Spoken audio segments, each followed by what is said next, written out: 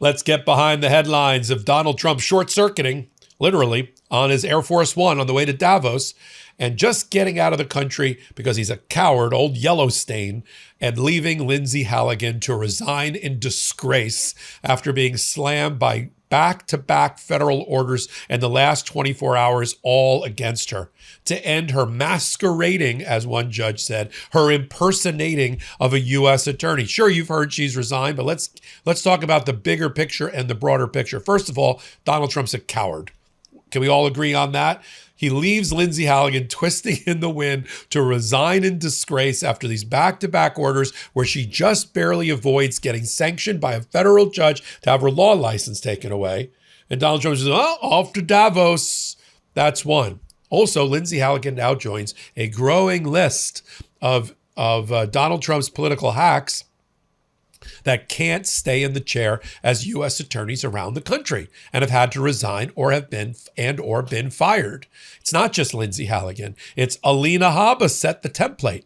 She got blocked by the two senators who are Democrats in New Jersey. She knew she was never going to get confirmed. A federal judge found, much like they just found with Lindsey Halligan, that she was improperly, illegally appointed under the Vacancy Reform Act. She resigned. A few days later, Julianne Murray, a political hack who used to be the Republican chairperson in Delaware, she resigned because she knew she was never going to get the job. Then you've got two others. One in Nevada, Sigal Chattah, got bounced by a federal judge. It's up on appeal. She's going to lose. Bill Esseley in Los Angeles, same thing, fired. Guy from New Mexico, same thing. John Sarcone III, he just got bounced 3 weeks ago by Judge Schofield in the Southern District of New York, and he's going to lose his appeal also. So that's the backdrop that you analyze what happened with Lindsey Halligan right now. I also learned that Pam Bondi can't write a note to the public. I was four-fifths through her announcement. I had to read it twice to realize that Lindsey Halligan had been fired or had resigned. I mean, when you're that poor of a writer, you know there's a problem. So like I'm reading, just to give you an example. So I'm like reading through this. And here's what I come up with, right? Again, I have no idea there's no topic sentences, as I was taught to write in middle school.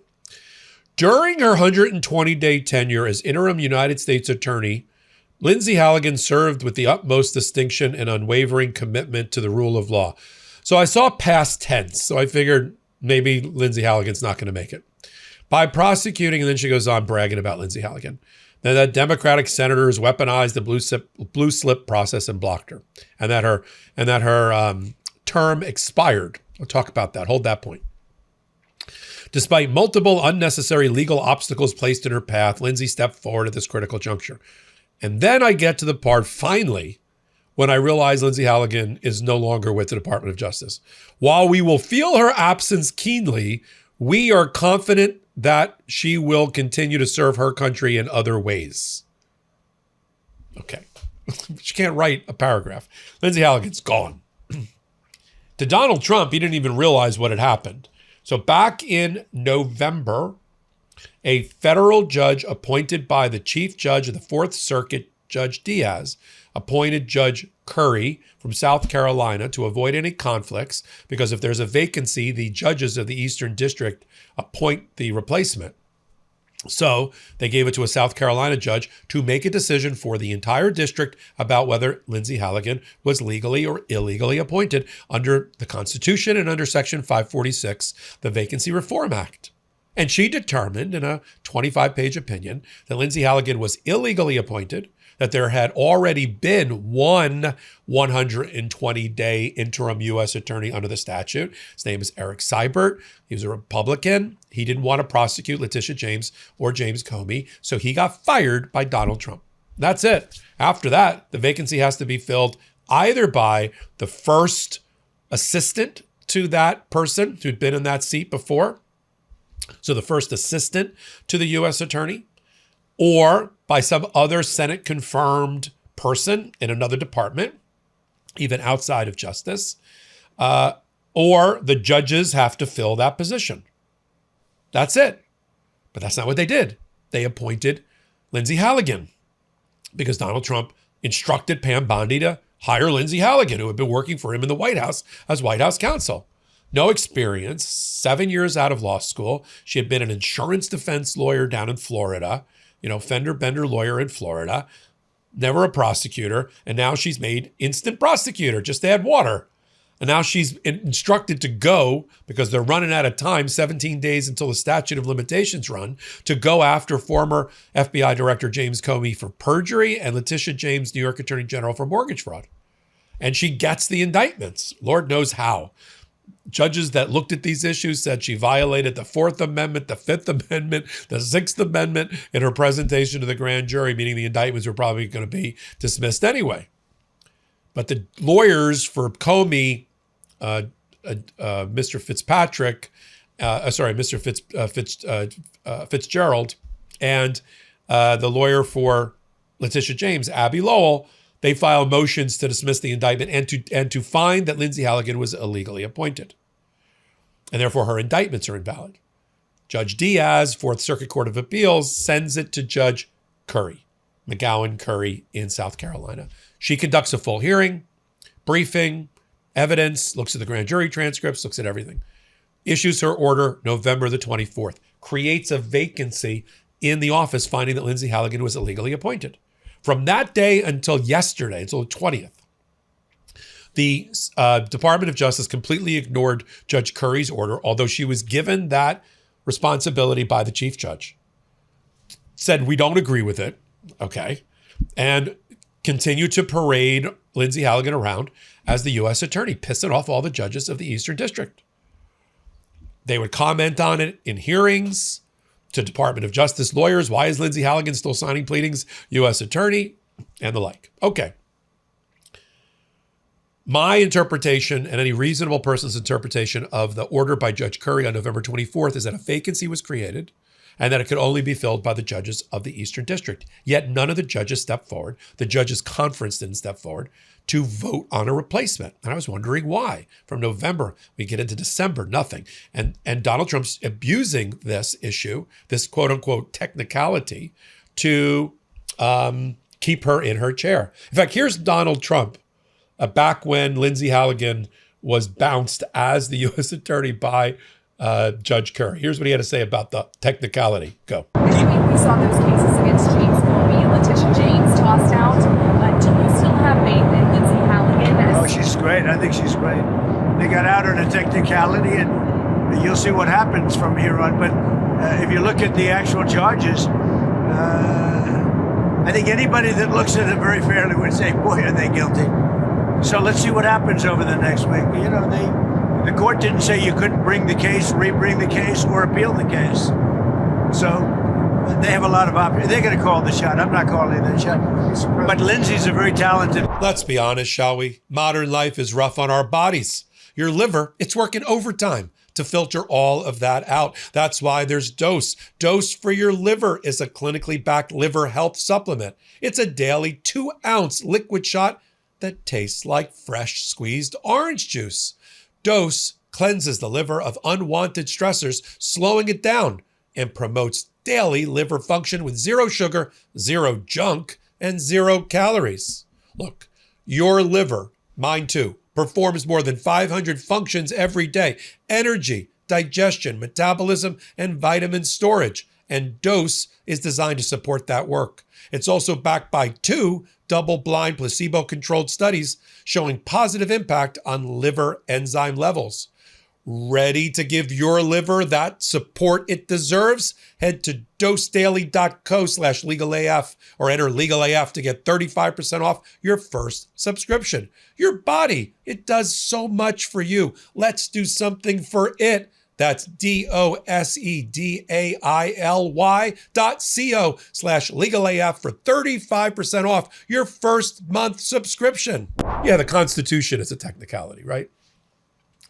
But the judges never stepped forward, and Judge Curry didn't clarify her order after seeing what the Trump administration, how they were interpreting it, which was, oh, it's just a piece of paper we can ignore. Now, the weird thing is they took an appeal, the Trump administration, to the Fourth Circuit, but they didn't ask for a stay to stop the Judge Curry's order about the vacancy creating, probably because they didn't want to acknowledge what the plain language of the order said. So they didn't want to ask for the stay because they decided to ignore it. They didn't ask Judge Curry for a stay. They didn't ask the judges of the Eastern District of Virginia to put Lindsey Halligan in as interim, which they had the power to do. None of that. They just ran around. It finally came to a head about 2 weeks ago when Judge Novak, a Trump-appointed judge, issued what I call an order to show cause to go to Lindsey Halligan, an unrelated case, had nothing to do with Lindsey Halligan, to an order to show cause that Lindsey Halligan put it in writing and sign it. Why she's continuing to impersonate a U.S. attorney after being taken out of the job by Judge Curry's order. Why is she ignoring the order? And why aren't these ethical professional responsibility breaches that could lead to her being disciplined and lose her bar license? The government fought back hard, too hard, with vitriol, as Judge Novak wrote in his late order yesterday, attacking the judge, attacking the process, calling him a invalid inquisitor. This was an inquisition that he had no right to conduct, that they just didn't agree with Judge Curry's order, and it's up on appeal, and, she gets to be the interim in the meantime. And the judge, in a scathing order yesterday, and this was the beginning to the end. This was the second to last domino. 2 dominoes fell yesterday, and the whole thing led to the resignation and disgrace by Lindsey Halligan, while her patron was conveniently out of the country, out of his mind. Here's, besides saying that the charade of her masquerading as a U.S. attorney in defiance of court orders must end on page 17 of his order, he also said this about the Department of Justice and Lindsey Halligan and the rule of law. It says on page 11, as he goes through on page 10, all the things she could have done.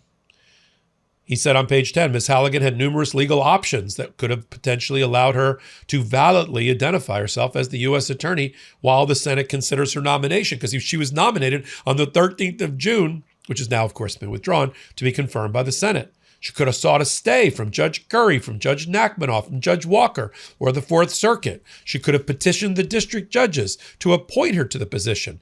She could have filed a motion with the chief judge, allowing her to continue to use the moniker pending appeal, or filed individual motions seeking to use it before each district court judge. She chose none of these legal avenues. Instead, Judge Novak wrote, she elected to simply ignore valid court orders issued by Judge Curry. This court cannot tolerate such obstinance, because doing so would undermine the very essence of the rule of law. If the court were to allow Ms. Halligan and the Department of Justice to pick and choose which orders they will follow, the same would have to be true for other litigants, and our system of justice would crumble.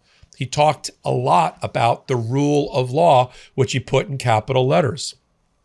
In fact, on page 17, in his conclusion, he wrote the following. And I think these are the final nails in the coffin for Lindsey Halligan, which forced her to resign in disgrace. Despite he said on page 17, that the Eastern District has long enjoyed the service of experienced prosecutors with unquestioned integrity from both political parties. Despite coming from different political backgrounds, very different ideological views, they all shared an unwavering commitment to the rule of law, putting the interests of the citizens before their own personal ambitions, as true public servants do. Unfortunately, it appears this ethos has come to an end. And a district judge acting at the direction of the chief judge of the Fourth Circuit has ruled on behalf of the district judges of this district that Ms. Halligan was invalidly appointed. No matter all of her machinations, Ms. Halligan has no legal basis to represent to this court that she holds the position. Any such representation going forward can only be described as a false statement. That was the second shoe to drop that day. Judge Locke, who's the chief judge of Eastern District, she had a whole different analysis, which frankly I don't agree with, that the vacancy just began on the 20th of January. The vacancy was created as Judge Novak rightly points out, on November 24th. Now, maybe to avoid conflict with the Trump administration, she's a newly appointed chief judge. The chief judge said, well, there's one thing nobody can disagree with. The 120 days under the statute is up today. So I'm going to go with that safer route. But she didn't even mention Judge Curry, which I thought was a slight and a diss on process. But in any event, that pincher movement by those two judges crushed Lindsey Halligan. And what is it proving to us? It proves to us that opposing the Trump administration rigorously on a daily basis, bringing the crowds, bringing the courage, means that they're going to fold. They do it all the time. Sky Perryman just joined me last night for a live of my podcast, The Intersection, on Tuesday nights on the MeidasTouch Network, just as the story broke. And here's how she puts it as the leader of Democracy Forward that has more than 400 matters against the Trump administration, winning more than 90% of them. Here's Sky Perryman. That pressure matters. Pam Bondi has announced that Lindsey Halligan is out. There you go. Not only is the Eastern District of Virginia prosecutor, U.S. prosecutor, U.S. attorney, but out of the Department of Justice completely. There you go. So, I mean, does that not, let me just read it, Sky, then I'll have you react on the fly to it. Here's Pam Bondi. Of course, she doesn't lead with, she's out. During her 120-day tenure as the interim U.S. attorney for the Eastern District, Lindsey Halligan served with the utmost distinction, unwavering commitment to the rule of law. She worked tirelessly, since October, to protect the more than 6 million residents of the Eastern District. Despite multiple unnecessary legal obstacles placed in her path, she stepped forward at a critical juncture. Her departure is a significant loss for the Department of Justice. This is a person who was made a prosecutor in October for the first time in her life. It's a significant loss, apparently, to the Department of Justice. While we will feel her absence keenly, we are confident that she will continue to serve her country in other ways. That means Donald Trump's going to kick her over to some other organization that he controls. The circumstances that led to this outcome are deeply misguided, blah, blah, blah. All right, now look, with Sky on the air, it totally proves your point, does it not? That every day. We see this every single day. They lost twice today, as I joked with you. They lost twice today, but it's also... about her, I mean. Yes, but it's also, I mean, we see this every day in all these cases. And at the same time, we have to hold that reality that pressure works. Oh, yeah. Courage is the new currency. You're not getting out of this moment without standing up and pushing back. But when you do, it often works. So this matters because we could have just looked the other way and said, oh, that's Donald Trump being Donald Trump, violating the Constitution again. But no, we have to take a stand. We got to chop the wood. We got to chop down the tree every day, every way, with focus, determination, courage, confidence that the rule of law is on our side. And as she pointed out, the Trump administration and the Department of Justice folds frequently. I'll continue to follow all of their folding here on the MeidasTouch Network. Take a moment, become a paid subscriber on Legal AF YouTube channel, and of course, subscribe here on the MeidasTouch Network. Until my next report, this is Michael. Can't get your fill of Legal AF? Me neither. That's why we formed the Legal AF Substack. Every time we mention something in a hot take, whether it's a court filing or a oral argument, come over to the Substack. You'll find the court filing and the oral argument there, including a daily roundup that I do called, wait for it, Morning AF. What else? All the other contributors from Legal AF are there as well. We got some new reporting. We got interviews. We got ad-free versions of the podcast and hot takes. Where? Legal AF on Substack. Come over now to free subscribe.